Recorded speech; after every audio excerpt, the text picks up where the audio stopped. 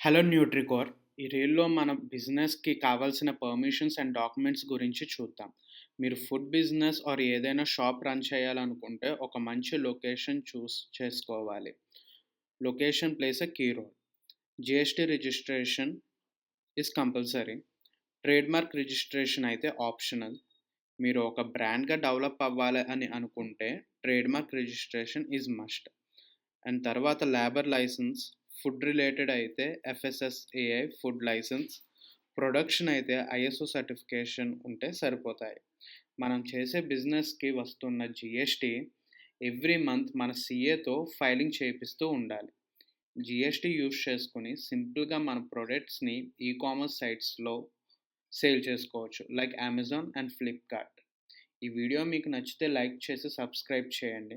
లేదా నా వీడియోస్లో ఏం చేంజెస్ చేస్తే బెటర్గా ఉంటుందో కామెంట్ చేయండి. Thank you.